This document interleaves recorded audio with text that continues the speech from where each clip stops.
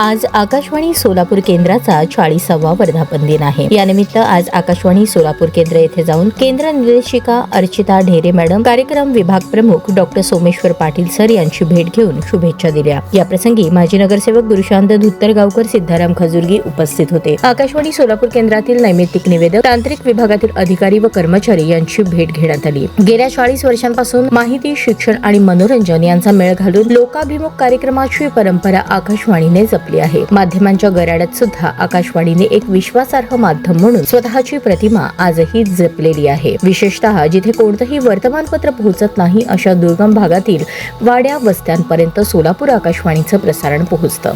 ग्रामीण भागामध्ये तर अनेक लोकांची सकाळची सुरुवात रेडिओने होते। शासनाच्या अनेक लोकोपयोगी कल्याणकारी योजना असोत किंवा शासनाला इतर कोणतीही माहिती लोकांपर्यंत पोहोचवायची असेल तर आकाशवाणी हे एक प्रभावी माध्यम आहे। देशाचे पंतप्रधान माननीय नरेंद्रजी मोदी हे देखील मन की बात या कार्यक्रमातून देशातील लोकांशी आकाशवाणीवरूनच संवाद साधतात। सोलापुरातील आजूबाजूला घडणाऱ्या सर्व घडामोडींचे प्रतिबिंब असणारा सोलापूर दिनांक हा कार्यक्रमातून वर्तमानपत्र हातात येण्याआधी सोलापूर जिल्ह्यातल्या सर्व घडामोडी कळतात। लोकसेवा प्रसारक म्हणून आकाशवाणीने नैसर्गिक आपदा असो किंवा युद्धजन्य परिस्थिती असो, कोरोनासारखी महामारी असो, या कठीण परिस्थितीमध्ये देखील आकाशवाणीने आपल्या सेवेमध्ये कुठेही खंड पडू दिला नाही। आज 40 वर्षांनंतरही तितकीच प्रभावीपणे आकाशवाणी सुरू आहे। आकाशवाणीच्या सोलापूर केंद्राला वर्धापन दिनाच्या खूप खूप शुभेच्छा।